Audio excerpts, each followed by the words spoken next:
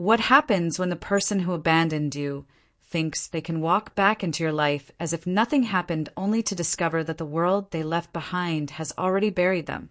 Stay with me as I unfold this shocking story, and please don't forget to subscribe and leave a comment. It truly keeps me going. The night it happened, I knew my world had ended. I woke up to the sound of silence, not the soft, comforting kind, but the hollow absence of someone who was supposed to be there. Beside me on the bed was a folded sheet of paper. My ex-husband Marvin had written, "Nia, you're holding me back. I want to see the world, live the life I've dreamed of. I'll be back in a few years. We can pick up where we left off. Take care of the kids until then." That was it. No goodbye kiss. No explanation for our children. Just a letter like a death notice to our marriage. At the time, our kids were only 4 and 2. I remember little Amari tugging my sleeve that morning, asking, "Where's Daddy? Did he go to work?" My throat locked. I wanted to lie to protect them, but all I managed was, "Daddy had to leave for a while." Marvin didn't answer my calls. His phone rang once, then dropped into endless voicemail. I left messages until my voice cracked. The kids left their own, little ones, 2 tiny echoes of hope he would never hear. Weeks turned into months. Reality hit me like cold water. Marvin wasn't coming back, at least not soon. He'd left me with overdue rent, maxed out credit cards, and 2 confused children who cried themselves to sleep for a man who had traded them for freedom. The first year was survival. I worked 3 jobs, waitressing nights, cleaning houses in the mornings, and braiding hair on weekends. My hands blistered, my body ached, but my children ate every night. By year 2, something unexpected bloomed inside me. Peace. Without Marvin's constant demands for designer clothes, the late-night arguments about bills, or his backhanded remarks about how I wasn't ambitious enough, I felt lighter. I was exhausted, yes, but the weight on my soul had lifted. I filed for divorce. With Marvin missing, the court granted it quickly. It was like closing the lid on a coffin. I sold our old place, what little equity was left, and moved to a small town in North Carolina where the air smelled of pine trees and the nights were quiet. I bought a 2-bedroom bungalow. It wasn't glamorous, but it was mine. For the first time in years, I breathed freely. Amari grew into a thoughtful, protective big brother. His sister, Layla, blossomed into a curious soul with a laugh that could melt ice. We were a team, the 3 of us. Every milestone, the first day of school, scraped knees, birthday, cakes, we faced together. By the 5th year, Marvin's name had faded from our conversations. Amari stopped asking about him. Layla barely remembered his face. I thought we were finally safe. But the truth about abandonment is this: the ghost of the one who left never stays buried. And I learned that on a quiet Saturday morning, 10 years after he walked out of our lives. I was sipping coffee on the porch when I saw a figure walking up the trail toward my house. My blood froze before my brain caught up. The walk, the tilt of his shoulders. Marvin. His smile carried the same arrogance, the same entitlement. He didn't even knock, just spread his arms wide like he expected me to fall into them. "Nia," he said smoothly, "I told you I'd be back." I should have felt shock, anger, relief. Instead, I felt nothing. He wore flashy clothes, a gold watch, expensive sneakers, proof he hadn't been living in poverty or working himself to the bone. His face carried no shame.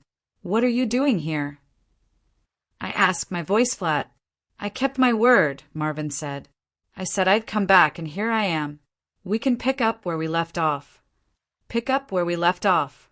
As if he hadn't missed 10 years of birthdays, school plays, hospital visits.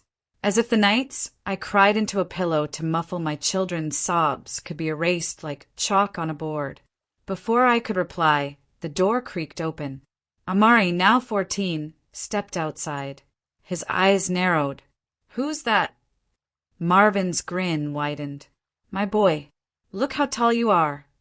Amari froze, then his jaw clenched. "Don't call me that." His voice was sharp, almost shaking with fury. You don't get to call me anything. He turned and stormed inside.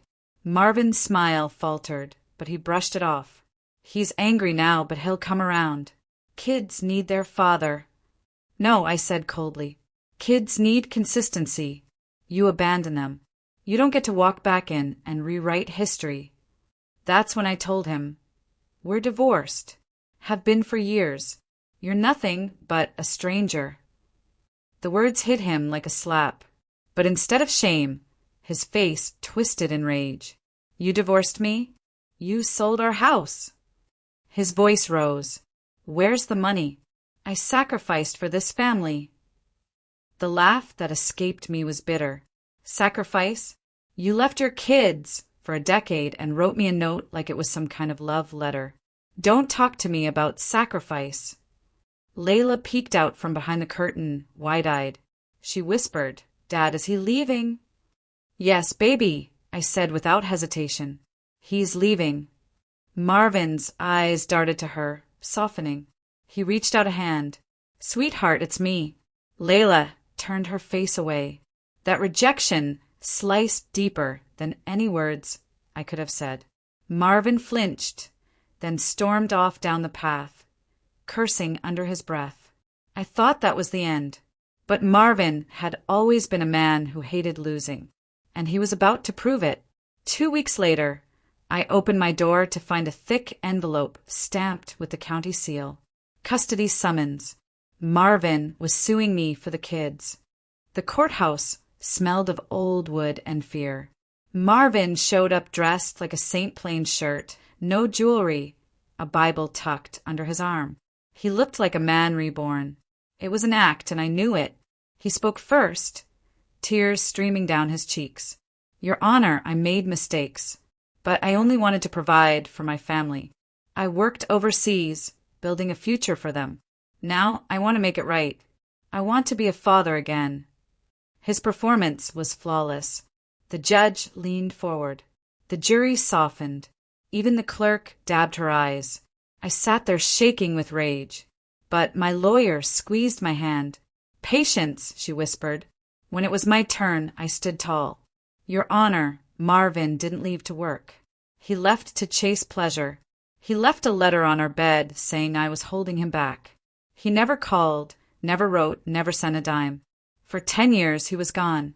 I raised these children alone. He has no right to tear them from the only home they've known. Then came the hammer. My lawyer slid photos onto the table.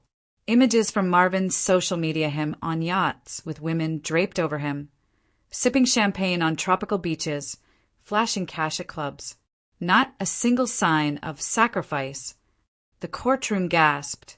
The judge's eyes hardened. Marvin stammered. I was networking. Networking, my lawyer cut in. With bikini models in Jamaica? With gambling tables in Las Vegas. Silence. Then, from the gallery, a voice broke through. Amari stood up. His voice shook but carried. Please, don't take us away from our mom. She's the only parent we've had. Layla burst into tears. I don't want to go with him. He left us. The judge leaned back, face grave. The testimony of the children is clear. Combined with the evidence, it is undeniable who has provided care. The gavel fell. Full custody granted to the mother. Visitation rights denied to the father.